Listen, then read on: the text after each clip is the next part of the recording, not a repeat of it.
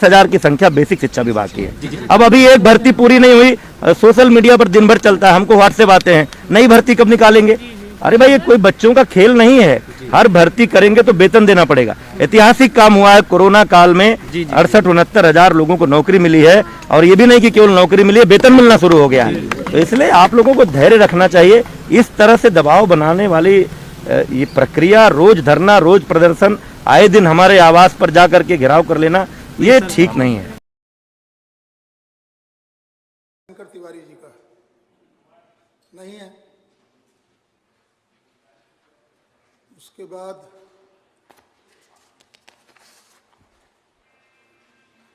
शर्मा जी का, श्याम सुंदर शर्मा जी का।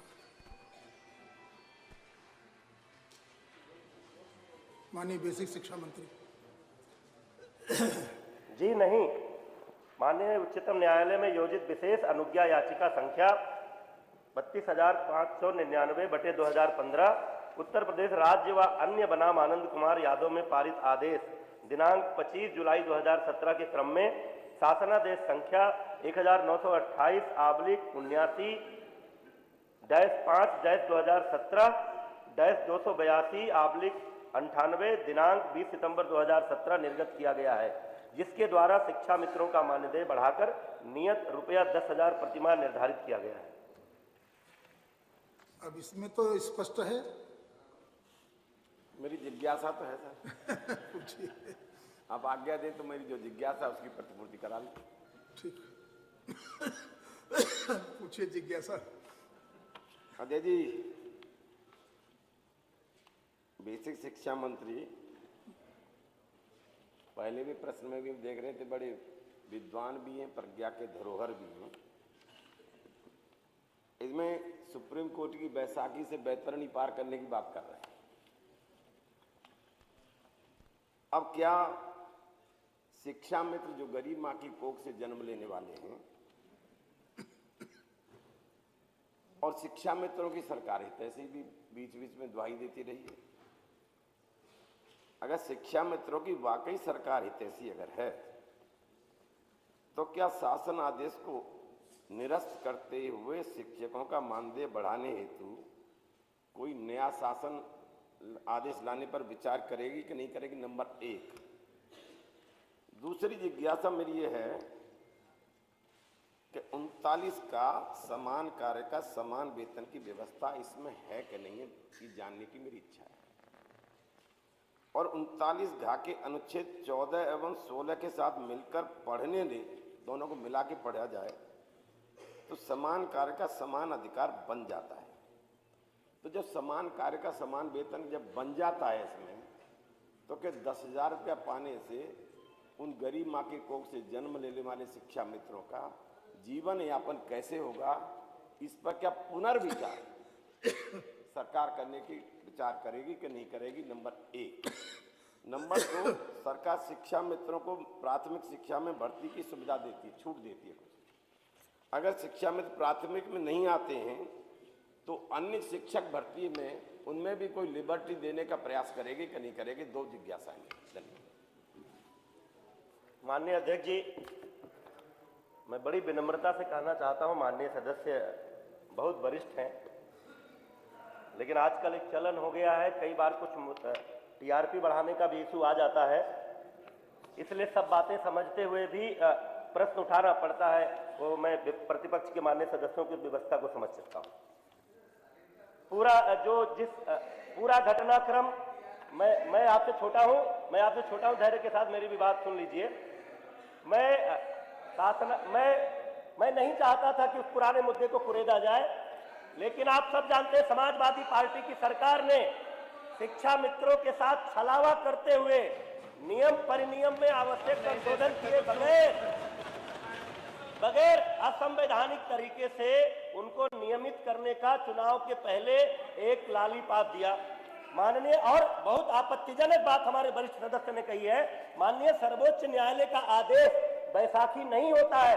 भारत के संविधान में माननीय सर्वोच्च न्यायालय का आदेश सर्वोपरि होता है, और भारत की कोई भी सरकार माननीय सर्वोच्च न्यायालय के आदेशों का आदर करती है, करना चाहिए। लेकिन माननीय सदस्य, ये पूरा सदन और पूरा प्रदेश ये जानता है कि जब रिवोल्ट हुए थे लोग, तो तो 3,500 रुपए के मानदेय पर वापस हुए थे।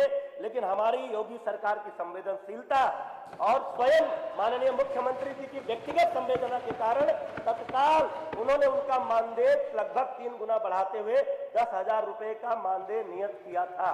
इतना सब जानते हुए भी बार बार उस पर सवाल खड़ा करने का औचित्य नहीं है माननीय जी। मैं तो ये भी नहीं जानता कि टीआरपी बढ़ती कैसे है। अभी शायद माननीय मंत्री जी टेलीविजन में सुन के आ रहे होंगे टीआरपी कैसे बढ़ती है, और अपनी बाणी से मुखारबिन से खुद ही करेंगे। पहली बार आया हूँ, उनका जो वहाँ होंगे तो खांसी हमने जिंदगी में कभी ये नहीं किया कि हम टीआरपी की बात भी सोचें। और इसमें मैंने कौन सी ऐसी चीज पूछी है जो टीआरपी बढ़ाने की बात है?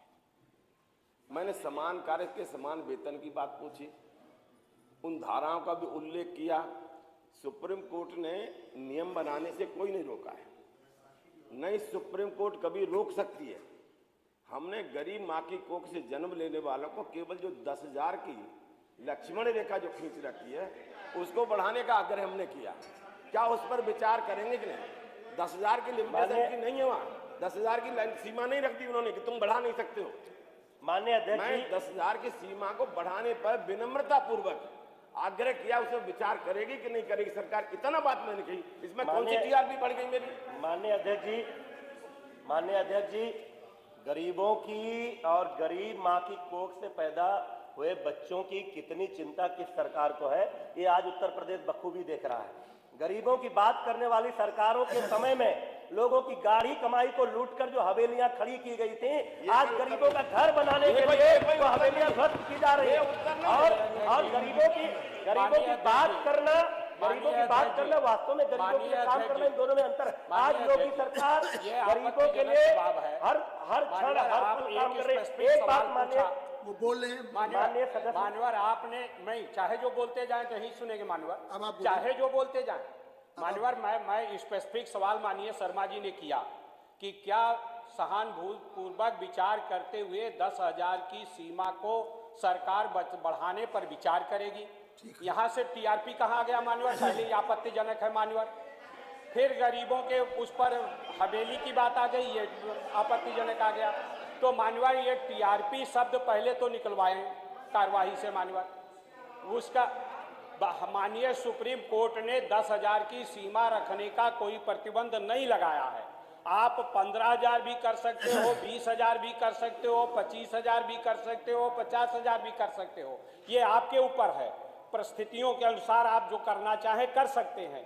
कि हमारा प्रश्न केवल इतना है कि क्या सरकार उस सीमा को बढ़ाने पर विचार करेगी? काबिल मंत्री जी अपनी विद्वता का परिचय देते हुए जिस तरह का अनर्गल प्रलाप करने का काम कर रहे हैं वो कतई सहनीय नहीं है मान्यवर। उसको कार्रवाई से निकालने की कृपा करें। हम यहाँ टीआरपी बढ़ाने आते हैं, जनता की आवाज उठाने आते हैं। हम अगर जनता की आवाज उठा रहे हैं तो हम टीआरपी नहीं बढ़ा रहे हैं। टीआरपी बढ़ाने वाले तो इनके साथ है लोग जो अपना बाहु चढ़ा के बोलते हैं प्रेस के माध्यम से। हम टीआरपी वाले लोग नहीं है मानवर। तो इसलिए पहला तो आपसे अनुरोध है, सादर अनुरोध है कि टीआरपी शब्द का जो उन्होंने उल्लेख किया, जो आक्षेप किया, वरिष्ठ सदस्य माननीय श्याम सुंदर शर्मा जो 8वीं बार इस विधानसभा में आए हैं, पहली बार नहीं आए हैं, उनके ऊपर इस तरह का आक्षेप किया है, पहले उसको कार्रवाई से निकालने का काम करें। दूसरा मान्यवर, इसका उचित उत्तर दिला दें, केवल एक शब्द में उत्तर दें, हाँ या नहीं। इतने तो उत्तर होगा कि हम विचार नहीं करेंगे या विचार करेंगे, केवल इतना ही जवाब दे दीजिए, हमें कोई आपत्ति नहीं मान्यवर। जी, प्रश्न के उत्तर से मान्यवर, लिखित उत्तर से भी स्पष्ट है मान्यवर। और माननीय मंत्री जी ने स्पष्ट रूप से कहा है कि 10,000 रुपये दे रहे हैं। इसके अलावा और कोई विषय मान्यवर इस संबंध में विचारणीय नहीं है मान्यवर। कोई विषय मान्यवर इस संबंध में विचारणीय नहीं है मान्यवर। ठीक, उन्होंने कहा माननीय वरिष्ठ सदस्य को मैं कार्यवाही दिखवा लूंगा और जो आपत्तिजनक है उसको निकलवा दें। अगर मेरी कोई मंशा ऐसी नहीं थी, लेकिन अगर मेरे किसी शब्द से माननीय वरिष्ठ सदस्य को कोई कष्ट हुआ है तो मैं अपने उस शब्द को वापस लेता हूं, क्षमा प्रार्थी हूं। लेकिन जो वरिष्ठ सदस्य हमारे पिता तुल्य हैं, पुत्र काबिल होता है तो गर्व होना चाहिए, उस पर टांट नहीं करना चाहिए, ये मेरा अनुरोध भी है।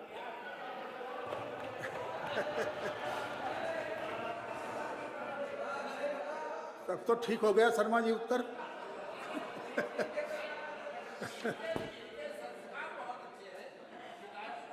बढ़ाने की बात कर रहे हैं, अगर इस सदन में बात करते हैं